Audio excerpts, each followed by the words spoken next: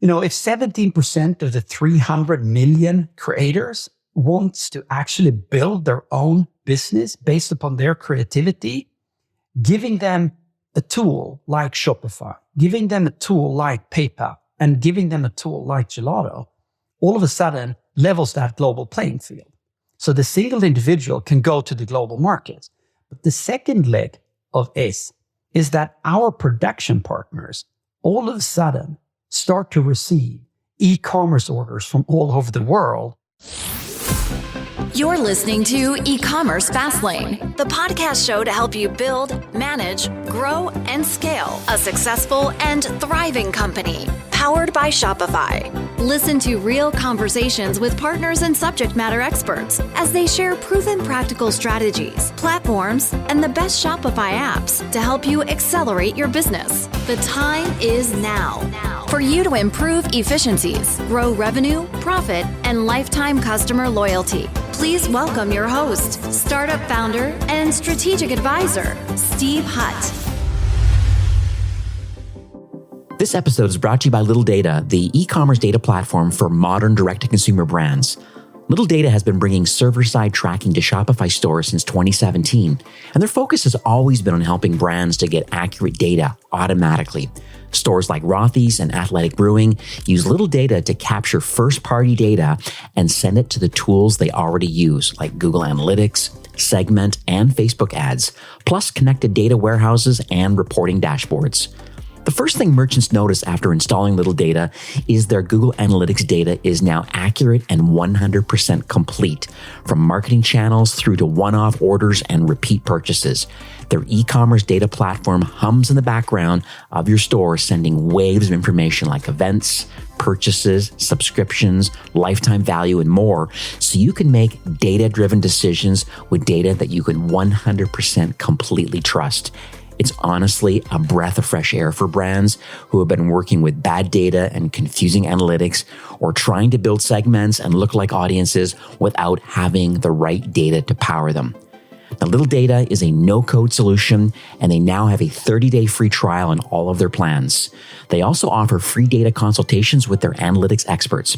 So make sure you check them out today at littledata.io. Welcome back to eCommerce Fastlane. I'm Steve Hutt. I'm Senior Success Manager here from Shopify, and with plenty of podcast choices, both for founders and for marketers, both in the Shopify kind of direct-to-consumer space, I really appreciate the fact that you're taking time and listening to the show today. I release new episodes twice weekly, and they're available from all of your favorite podcast apps like Apple, Spotify, and Google. We're also streaming live on Amazon Music and on YouTube, so if you consume your podcasts on those platforms, you might want to go check that out. To get the full value of today's episode, you can click through from whatever podcast app you're using, and there you'll have the show notes and the landing pages. They'll be at ecommercefastlane.com. There'll be a transcript, links, and then some of the resources that we're going to mention on this episode. Now, today, my guest is Henrik Mueller Hansen. He's the CEO and founder of a company called Gelato. That's Gelato, gelato.com. And what they are is they are a global Norway-born unicorn. We're going to dig into that in a few minutes. From what I understand, the idea behind Gelato really was to build a software company that owns no fixed assets so that products can be produced in the recipient's country. So it's so interesting. I'd almost talk it like Gelato, almost like an Airbnb within the kind of, I'm going to call it production on demand industry. The nice thing about Gelato, they are a production partner. There's over 130 of them worldwide on all continents. And today, from what I understand, they operate in more than 32 countries. So 130 production partners, over 32 different countries. Really is their ambition is to produce personalized products in a very smart, faster, and greener way. And I did a little research before recording today, and one of the more significant ways that I see a brand can boost their revenue kind of and strengthen, I would call it, their brand loyalty, is for you as a brand owner really to expand your product mix and really tapping into some new sales channels. And I believe that, if you're a founder of a brand and you're trying to expand, essentially this is what you can do. I believe that Gelato really might be that platform to help you expand into new channels. So this is guaranteed to be an excellent conversation. I hope it'll be a ton of learnings around print on demand. And I know they refer to it as production on demand. So it's quite interesting. So hi, Henrik. Welcome to eCommerce Fastlane. Thank you for having me, Steve. It's good to be here. Yeah, my pleasure. Thank you for syncing calendars. I know we're literally on different continents and our time zones. I just appreciate, where there's talent and great product, I want to make sure that we get the story told and shared amongst the Shopify founders and marketers and into the ecosystem.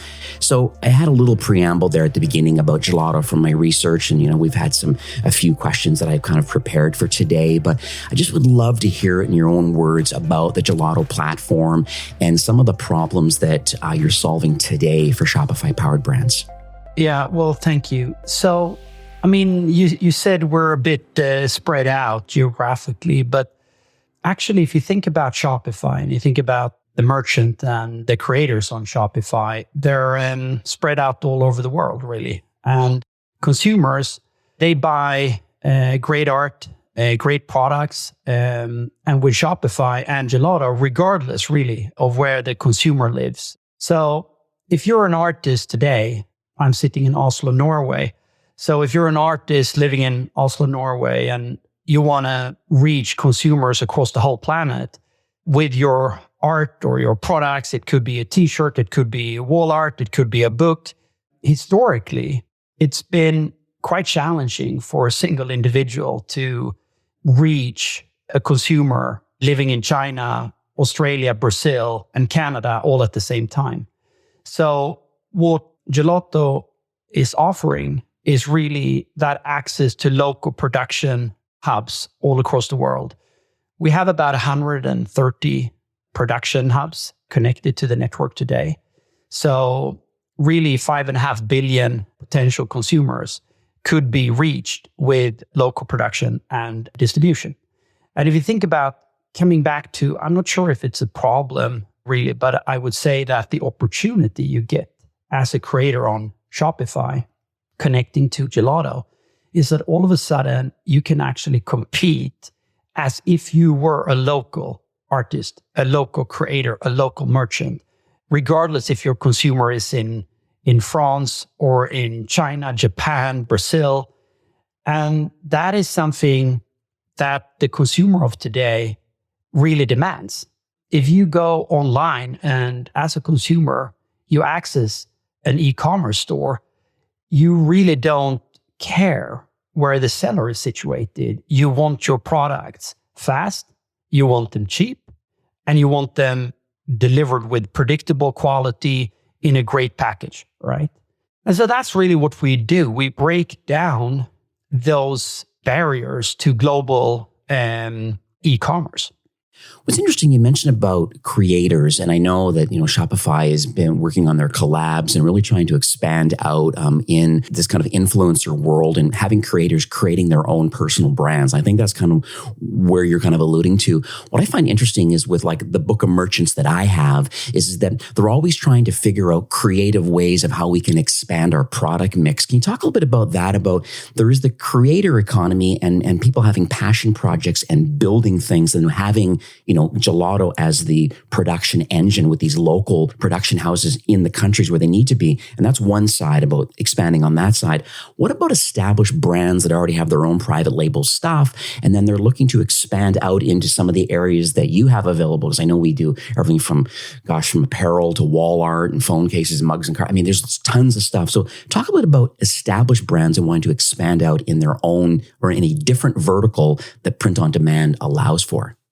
Yeah, so, it's interesting. Even if you're an established brand, there are some trends in the world right now that you need to relate to. Obviously, product quality is a very important aspect and consideration for an established brand. But what is really quality? Like if you are selling to a global audience, a global marketplace, quality is not only, which we tend to gravitate towards, which is the print quality and the product quality, but it's actually so much more. So what is the delivery time? That's also very much a part of quality, right? What is the material you're producing on? That's also part of quality. How do you relate, if you're an established brand, how do you relate to ESG, the sustainability aspects like environmental, social, governance, right? And then finally, I would also just say the packaging and all of those aspects, plus a few more, defines quality. And I think historically, many of the established brands have been a bit reluctant to go to these global platforms because they're unsure of quality. Now, in the case of Gelato, there are a few aspects here. So first of all, I think you should go to Trustpilot, for example, and just read about what our customers are saying about using Gelato. So I shouldn't subjectively speak about Gelato's quality, but instead our customers should speak about it. So you can go to Trustpilot and check that out. But I also think that quality today is impacted by some global factors that we also need to relate to. Every consumer now wants the products to be shipped faster. They want the products to be more personal, and they want the products to be more sustainable. They order those in micro quantities, and they also want the production to be local. So the established brands, you can fight many things, but as a company, you have to accept and adapt to consumer trends. So I think the established brands, as well as a single individual creator on Shopify somewhere around the world, they need to move to a local production and distribution model because all the trends are really pushing us in that direction. And you can also add to those global trends the fact that, you look at the COVID impact, you look at inflation, you look at the war that is raging in Europe, which is impacting so many different aspects of supply chains globally. You as a global brand, as a big, large, established merchant, you need to find new ways of reaching your consumers and support these consumer trends. And we believe that this is not shaped by an established brand or Gelato. This is ultimately it's shaped by the consumer. Thank you for sharing that. It makes me think of a story that happened to myself in the print-on-demand world. I can 100% guarantee you it was not a Gelato-powered brand, but family and I went to Disney and we decided that because it was going to be an epic trip that we were going to have 4 family t-shirts printed up that said the Hut family on it. So there was some uniqueness, mommy, daddy, and everybody's names and stuff on it. And they were, and they had some templates and things they could start with, add-ons, some extra things. So off it went. What happened was, the quality of what showed up was very poor than kind of what I was expecting. Number 2, the significant and massive delays, almost to the point where they actually had to reship, and it wasn't shipped domestically from within Canada where I'm in. It actually shipped from Germany directly. And I just thought that was very strange. And then it had all the customs and all the challenges that go along with kind of internationalization. So there was a quality challenge of the garment that they chose to print onto, number 1. And number 2, it was just a poor overall kind of, they eventually arrived, but of poor quality. And actually a second set arrived that we had to decline. And so that in itself is another production problem. So I just wanted to throw that out there. Yeah, no, it's interesting. And it's a good content direction. The Hut family, I'll share that with my wife and 3 children. So thanks for sharing that, Steve. Yeah, it's lovely. What I wanted to hear about now, I think, is about the origin story of Gelato, because I'm always fascinated, like why people build what they build. I mean, there's got to be some expertise and some desire around wanting to build this platform. Able to talk a little bit about how you obviously have a storied past and then got into this industry. But I just would love to understand the founding team and the company and kind of how all the pieces all came together. Yeah, sure. So I'm originally from Sweden, although I live in Norway now. Okay. And after studying at a school in Stockholm, I went to work for, a very, at least from the Nordic European perspective, famous founder, and his name was Jan Stenbeck. And Jan Stenbeck, from a naming perspective, you've probably not heard of him, but you know his companies and the companies he was either part of founding or founded himself. First one is Vodafone. Oh, yes. The other is Metro International, the free newspaper.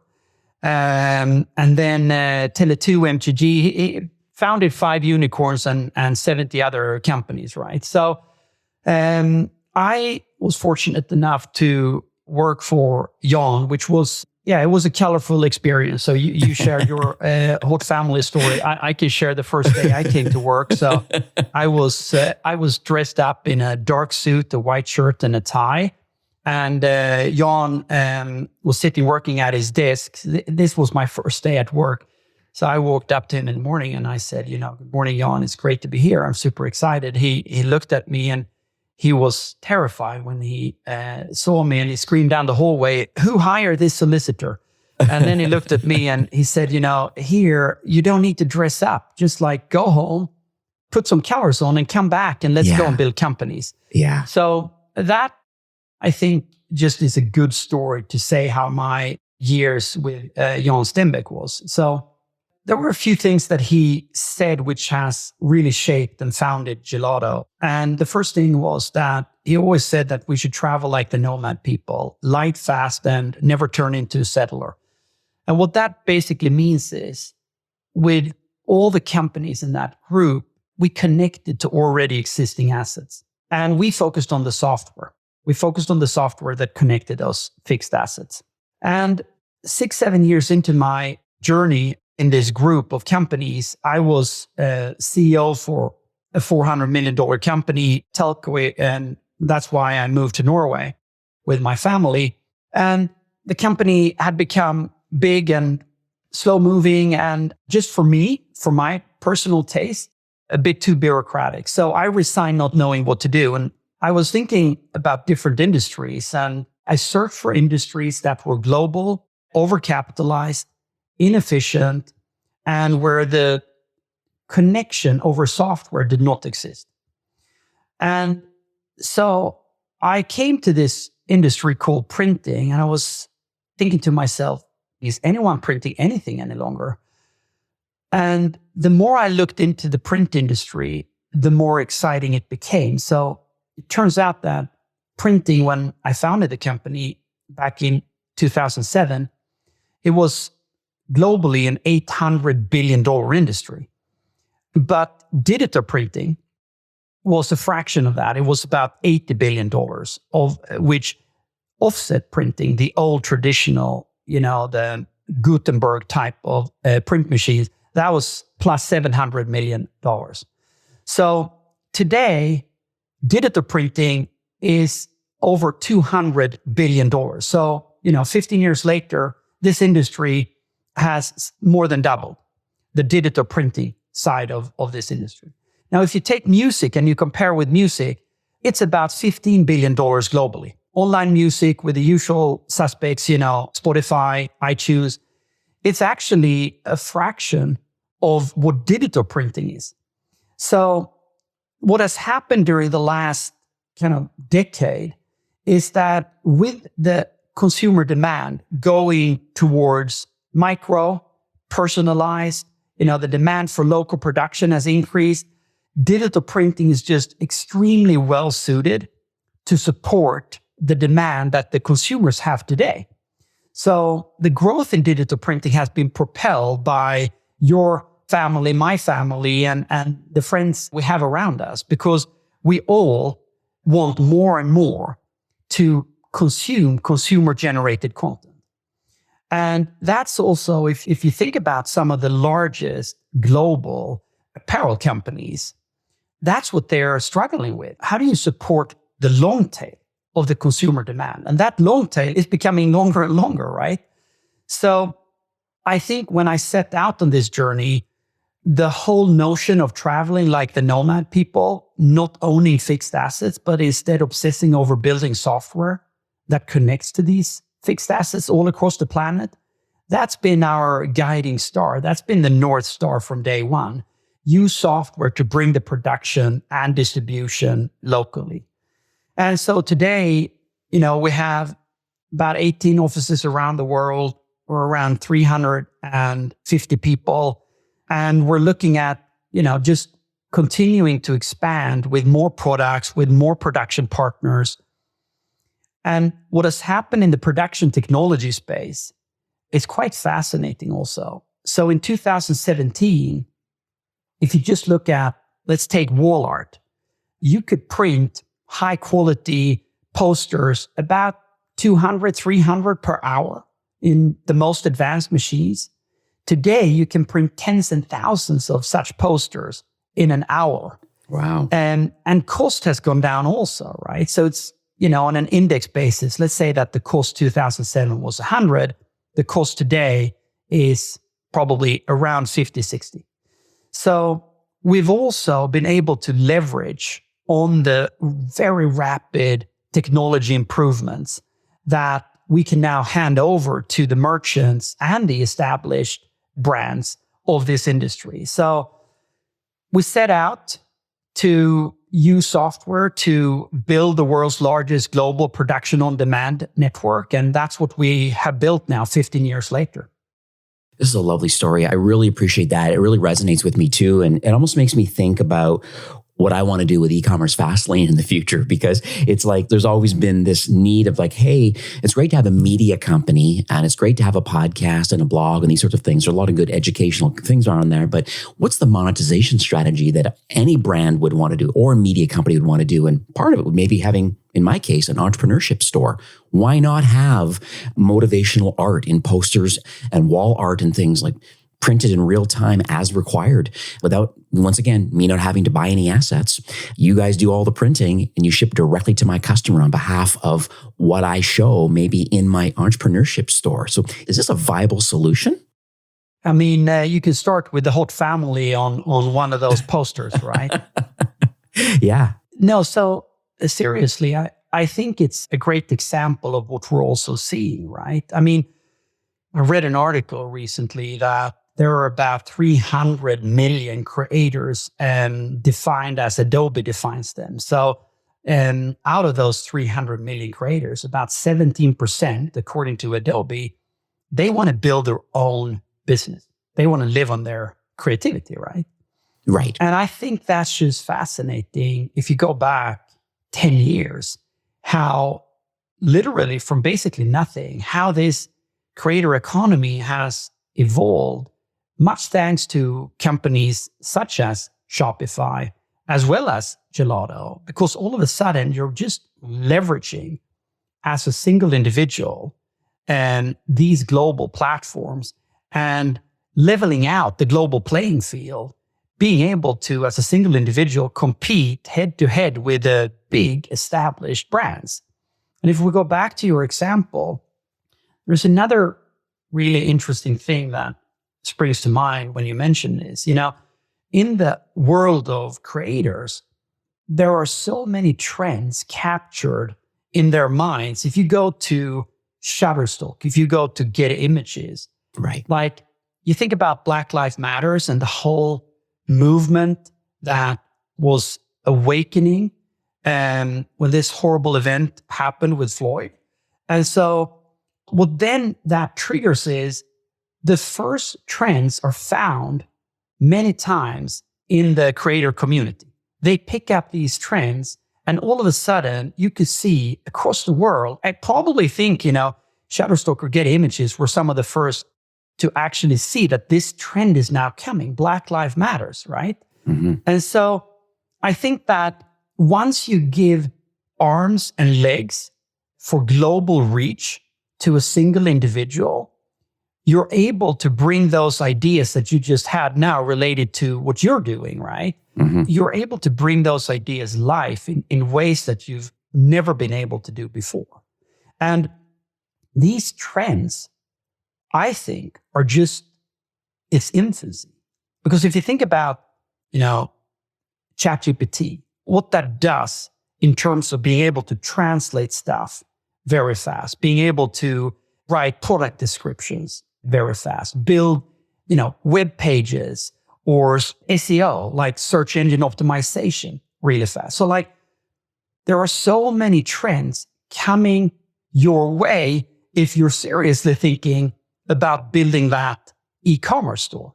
And then on top of that, you have what happens when we add 3D printing to this, yes. Right? Yep. What happens when you add additive manufacturing and you have this idea about your art and your creativity and the business you want to build.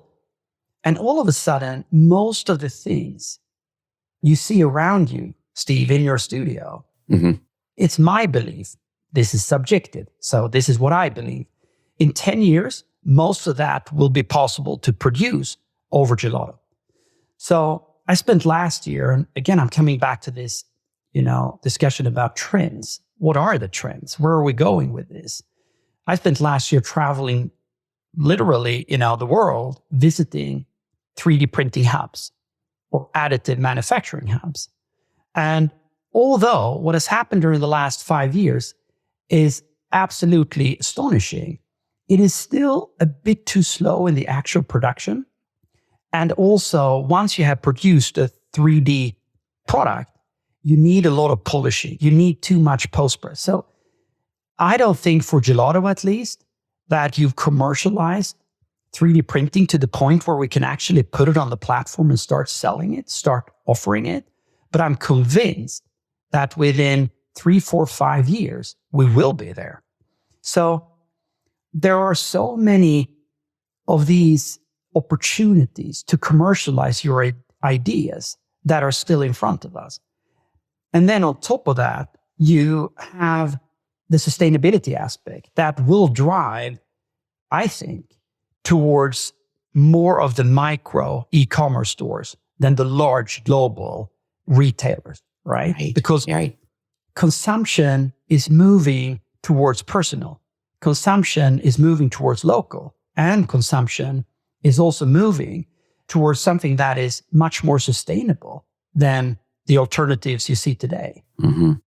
I love this, the sustainability factor, because I always talk about the environmental and the social impact of kind of like a brand and having a brand story around those sort of narratives. And I have other partners on, like, for example, maybe like a shipping partner. I think of like PayPal bought Happy Returns, let's say recently, at least in the last year or so. And I've always loved what Happy Returns was doing with their return bars, allowing people to walk in and drop it off. And then they had these return totes, and they were able to send these totes back directly with returned items in a bunch of different totes versus individually sending things back and forth and back and forth. You think of like all the carbon footprint, you think about all the cardboard, all the fuel and stuff of moving these, as e-commerce continues to grow, there's all of these challenges that happen with returns and exchanges and things like that. So it's interesting that I think all companies are trying to come up with solutions about exactly what you said, this environmental and the social aspect of it, then the supply chain part of it. It's so interesting. It's really, really fascinating market.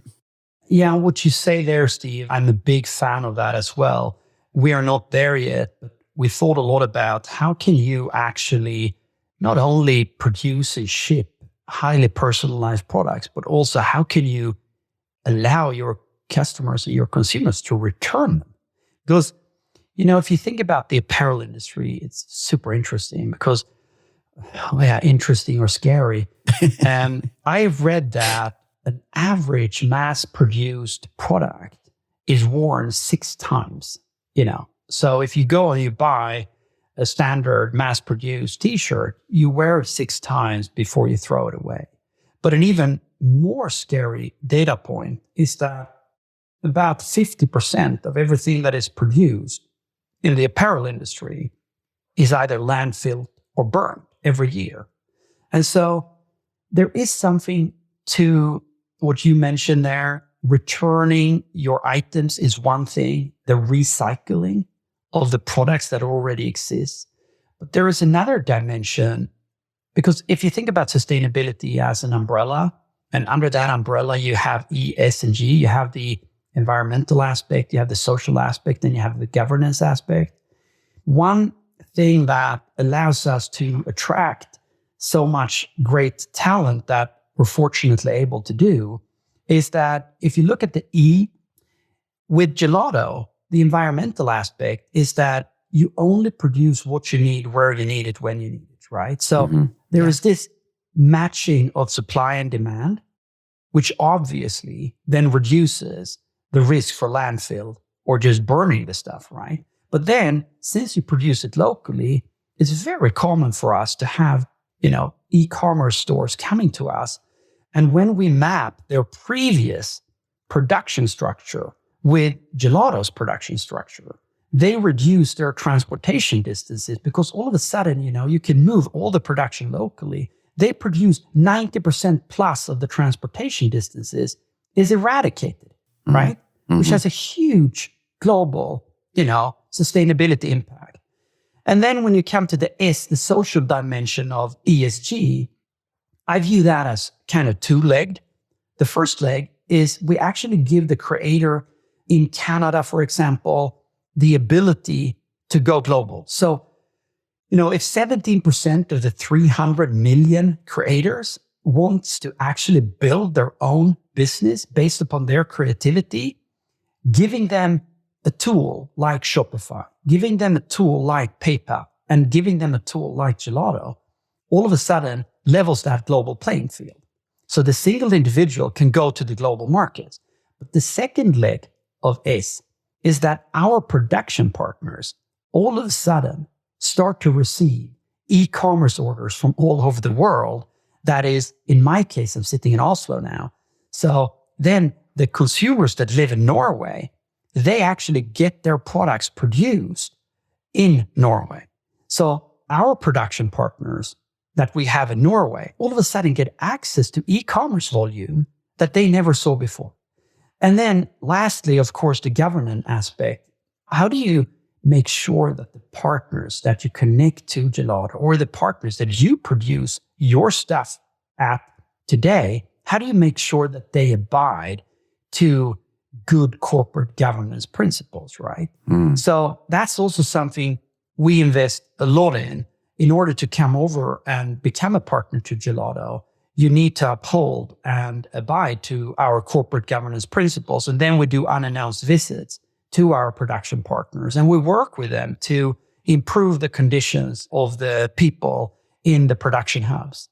So all those aspects, E, S, and G, they come very naturally as part of moving production that was previously centralized somewhere in the world and then flown out to the whole planet.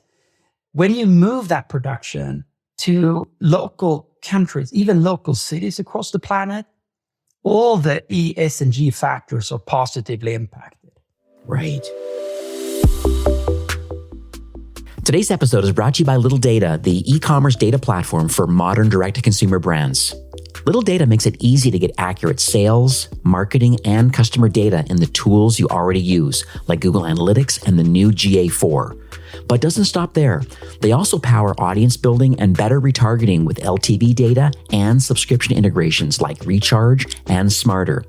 See how other brands are crushing it by using Little Data and get yourself a free trial 30 days by visiting littledata.io. So interesting. While you were speaking, I also watched a documentary exactly on just, I'm going to call it mountains of clothing, and I didn't really realize that, that the stats are that you wear something for 6 times and chuck it.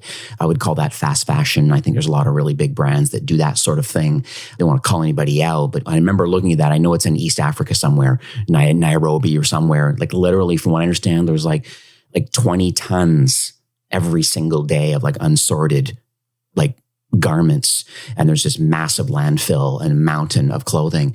And it just seems so unfortunate that that's kind of where the world is. And I think that Gelato has a whole different perspective, and so do all the partners that connect to Gelato that are fulfilling these orders for these creators, is that we're going to create something that you actually need. It's going to be high quality, and you're likely going to get a lot more use out of it, especially if it's an apparel product, more than 6 times, just because of the quality. And then all the other parts that you were speaking about, the E and the S and the G that goes around with that. So it's quite interesting.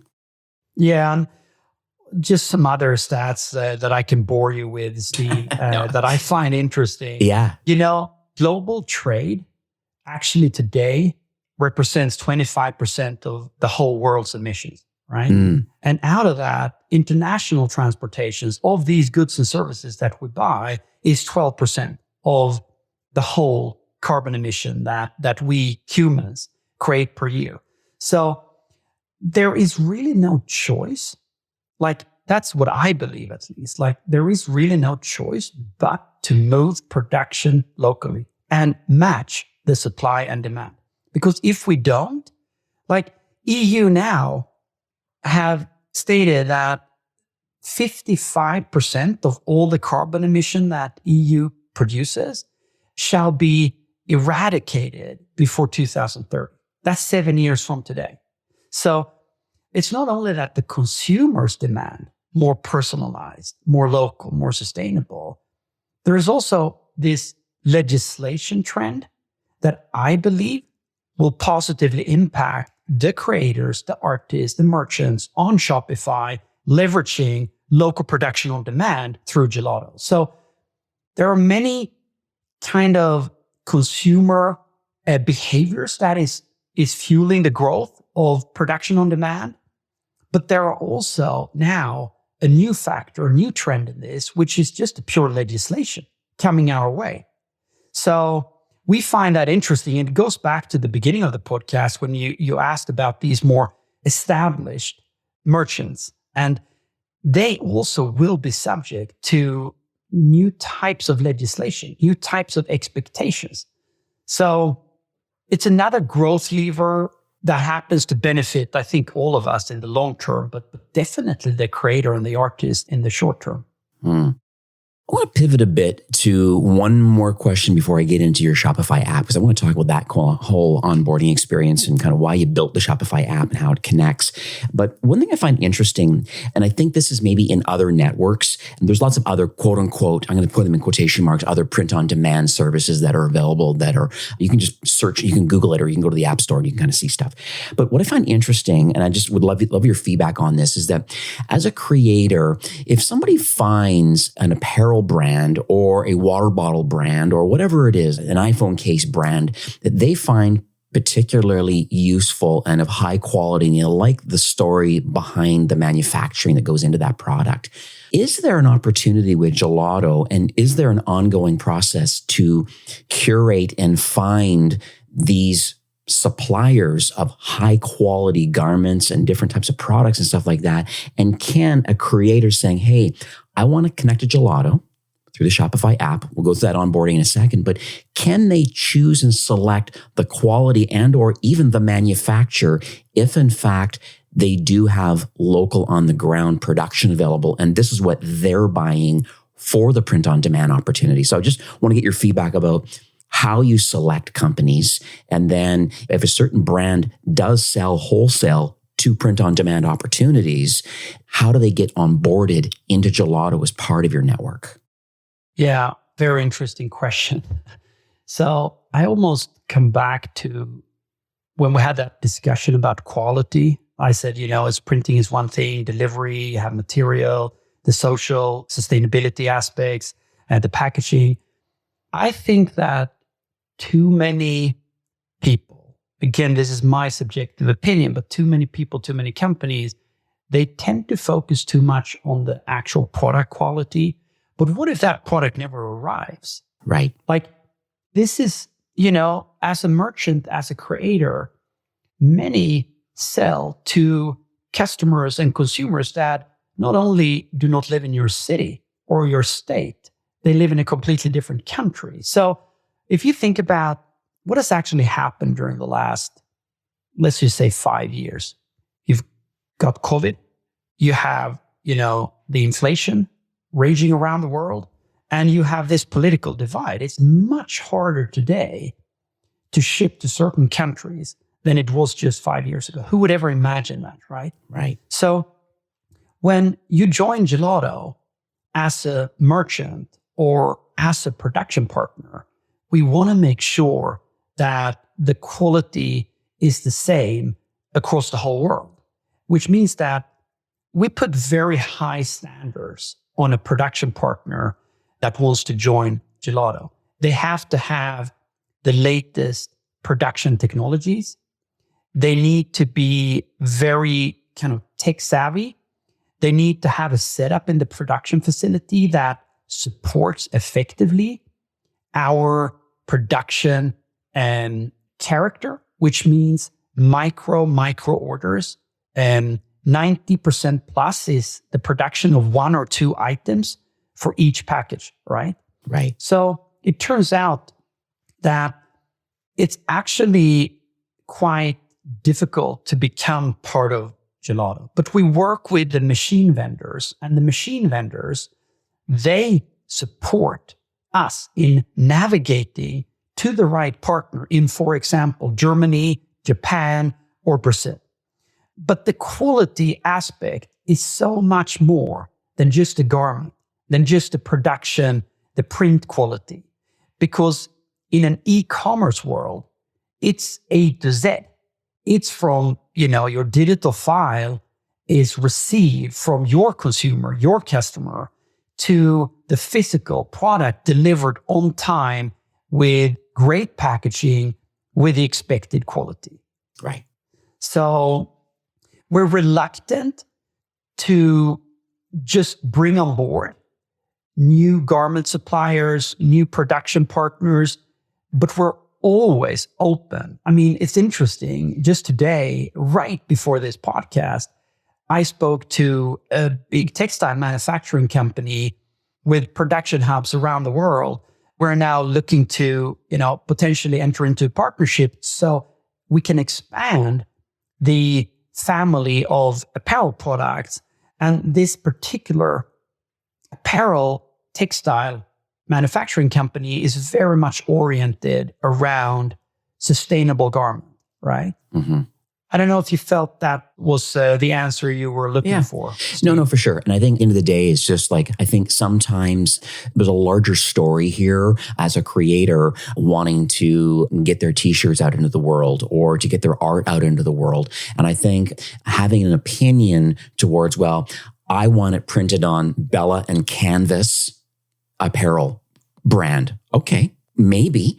But that's not necessarily the only answer to the question. There's a lot of other about the delivery time, the local production, the packaging it arrives in, how quickly it arrives. There's lots of things going on that a creator needs to kind of get their head wrapped around, that let Gelato make the decisions on the apparel quality or the mug quality or the water bottle quality or the print quality. Let them, your company, decide on that. And over time, you're going to continue to evolve. And yes, I'm sure you're very open to feedback and saying, how come you don't sell Bella and Canvas? Well, because we have other apparel brands that we think are just as high quality, or, whatever that angle is. I've just thrown that name out because I just happen to, I know of them. So I think you've answered the question kind of like to my liking perfectly, because I think at the end of the day, there's a lot of pieces to the customer experience overall, both the merchant perspective, the creator, all the way through to the customer and all those touch points in between. So I think you've nailed it.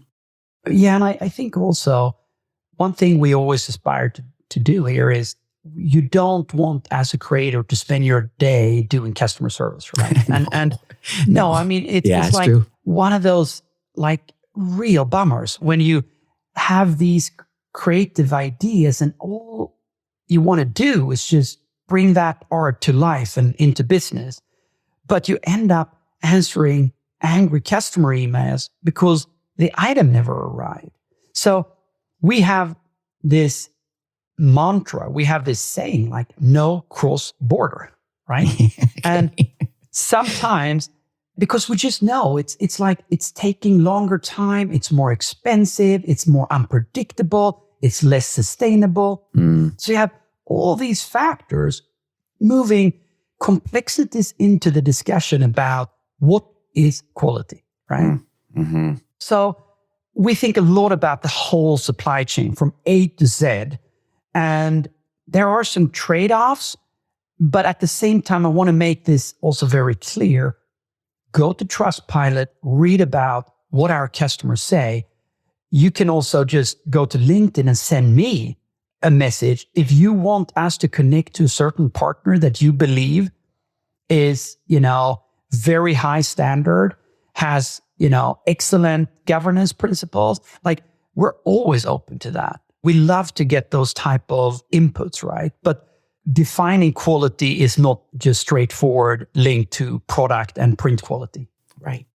I love the cross-border thing. I wish I'd have known that before my wife pulled the trigger to buy our Disney stuff, because we had those angry emails, unfortunately, and we're not angry people. We're actually, the glass is always half full. It's next blue time, ocean. Next time you have to reach out. We'll sort that out. All right, good stuff. So I want to pivot to the Shopify app now, because I think this is one of your superpowers is how you're able, I think there's almost 3 million brands now that have a home on Shopify. And I'm sure it's a nonstop growing process. So knowing there's almost 3 million brands out there, there's opportunity out there. You have this app, it connects. Can you maybe just quickly walk us through, like, what could someone expect?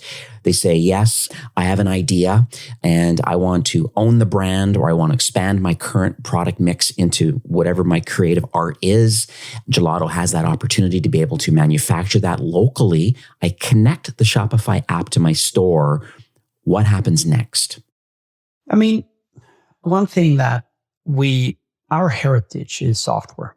The whole background for this company is obsess over software and use software as a tool to simplify the world we live in. And if you read customer reviews on using Gelato, you will see that one word that comes over and over again is easy, right?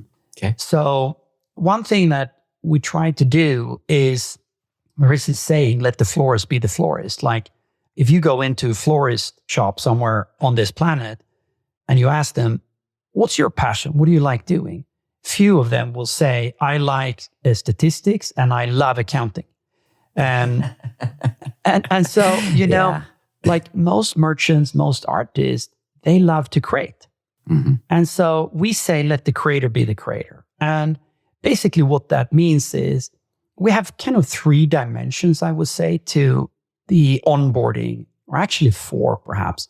So the first one is getting your art uploaded, right? Mm-hmm. And we call that, you know, just the publishing of your art. And our idea, our ambition is that you upload that artwork and then Gelato software will automatically, in seconds. I don't think we're there really yet, but, you know, we've come quite a bit on that journey. Within a very short time frame, you just need to select the products. If it's a phone case, it's a wall art, it's a t-shirt, and then we automatically create those products for you with the art you've uploaded. Then you need to price it. And this is another, like, if you're in Canada, how do you price, let's say, a phone case in France or in Japan or in Norway? It turns out it's actually really complicated because you need to gather a lot of data points, and then you need to spend time thinking about, okay, what's the VAT in these countries? And then you need to think about, like, what's the distribution cost? How does that compare with the market? And so we have built what we call the price navigator, which allows you to just say, this is the profit margin I want on my products. I want to make 50% profit margin. That's the only thing you need to remember. That's the only thing you need to punch in. And then our software price your products, be it t-shirts, phone cases, wall art, mugs, no matter where in the world you want to launch, right? So that's a software called Price Navigator. So now you've uploaded your artwork, you've selected your products, you've priced them, and now you might want to access more content. So then we have content partnerships with Shutterstock and a few others. And then you can also, if you don't have your own art, and if you're a merchant that is, like a ninja when it comes to online marketing, you can access the art over these partnerships, the global partnerships we have. And then you go through that process of publishing it, selecting the products, pricing them, and off you go. So the whole, process of using and personalizing your products, your store, and Gelato software should eventually, if we do our job, if we succeed with our ambition, should let the creator be the creator or the florist be the florist. There is no florist I have ever met that tells me they love to do accounting. So we should just unleash that creativity through the software and the ease of use and that Gelato offers. While you were speaking, I went to my soon-to-be launched, now that we've been speaking, my entrepreneurship store on eCommerce Fastlane. And so I have a Shopify store. ecommercefastlane.myshopify.com. So that's my URL. I added the app. As you were speaking, for less than 3 minutes, I had the app's installed, ready to go. I feel like I'm onboarded now. It's asking me now to choose a product. If it's men's, women's, kids, tote bags, wall art, wallpaper, phone cases, mugs, phone books, or photo books, calendars, cards, and stationery. And they ready to go into it. And so at this point, if I have some kind of creative idea about some wall art, which I do, I'm going to click on that. And then there's like posters and wooden frames and metal frames. And like there's canvas stuff. It's so interesting that all of this stuff on foam print, on wood print, aluminum print, like literally the world. I just want to make sure everyone realizes the incredible piece of software that you have created. I want people to realize that, having all of these distribution partners around the world in 32 countries, and just the fact that like literally I feel, and like I'm an entrepreneur at heart too. And I never thought that maybe I was going to launch this quote unquote entrepreneurship store of motivational art pieces. Because the size of my audience, it kind of makes sense. I have a whole bunch on my wall already. I mean, Iconic, IKONICK, is a brand that I manage. I love Iconic. I literally have 4 pieces up on my wall right now. Stop asking for permission, and hard work beats talent, and progress over perfection, and these sorts of things. These are interesting motivational things that I think entrepreneurship people needed. And so I just want to give kudos to you and the team and the UX and the customer experience that went along with onboarding, creating it. It was all very seamless. It's all it's incredible kind of what you've built here. Selecting this, go to the design, go to the mock-ups, get the details, set the pricing, as you said. Boom, it's ready to go. Just want to, sorry to interrupt you there, Steve. Yeah, go ahead. I cannot take any credit for that. I fortunately for me, I've not been involved in any of that coding or any of the creation. Yeah, but it's lovely. And to your point, it's been a great teamwork during the last, decade plus, leading up to what we hope to be really a fountain of opportunities to take your idea and reach 5 billion plus consumers with local production and distribution overnight. And if we can let that florist be the florist, we've done a good job. Absolutely. So I want to talk a little bit about a story now, because I think this is going to really motivate people. I mean, you clearly have, I've just, like I said, I went over to the Trustpilot. I can see there's nearly 1,000 reviews there. Most of them are 5-star reviews. You go to the Shopify app store, same situation again, where you're just massively crushing with, hundreds of 5-star reviews. So people clearly love the product. Even externally, people are willing to talk about it on Trustpilot and other places about their feelings about the fact that they're running their businesses, they're creators, and they feel that they're successful because of their partnership with Gelato. So I want to throw that out there that I think that's incredible.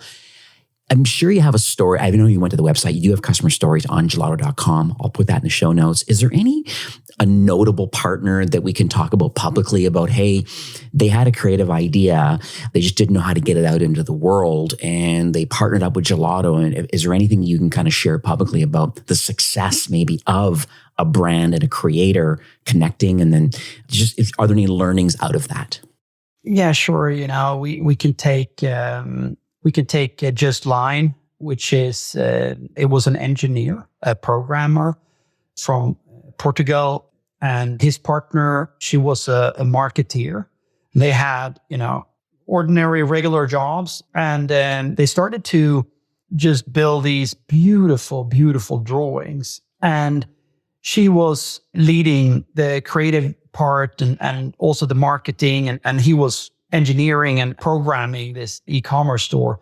And they've actually quit their jobs. And now they're reaching the world from Portugal, selling to consumers across our planet.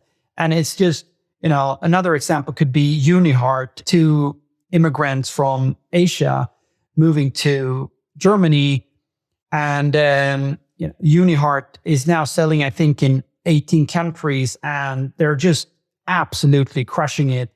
And we help them, to your point also, Steve, about you have this idea, you find Shopify, you then find Gelato, and you want to bring that idea to life.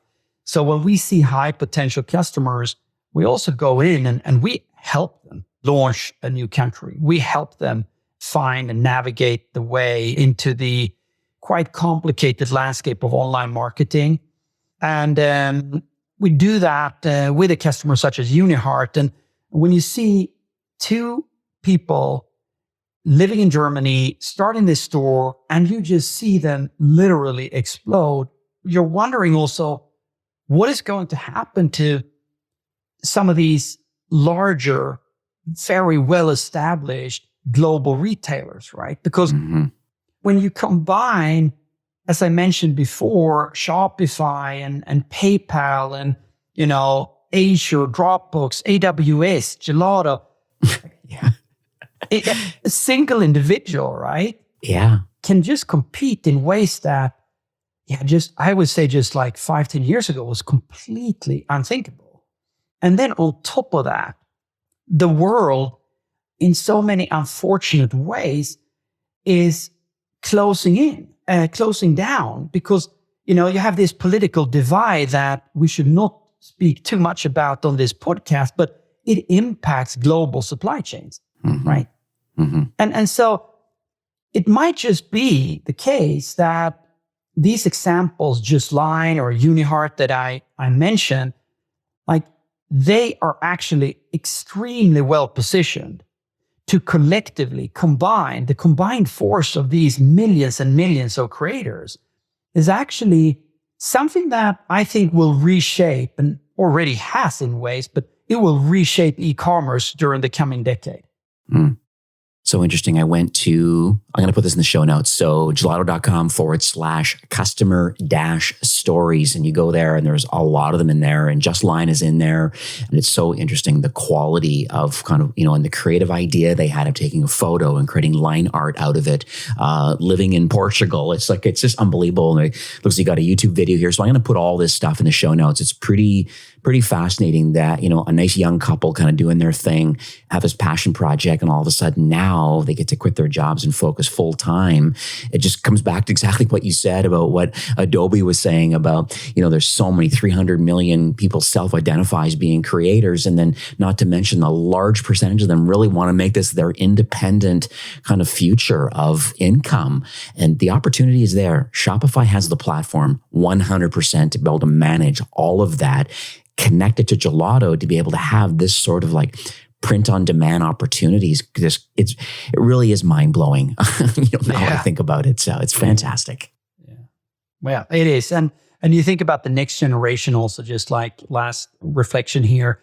One of my 3 children came home, and it's not often that they say that you're cool, Dad, but wow. they actually, they did a school project, and they wanted to work together with a local charity. And this was in Madrid. Well, we lived there. We lived there for a year. And then all of a sudden, my son comes home and says, we did this charity and they mentioned Gelato. We can use Gelato.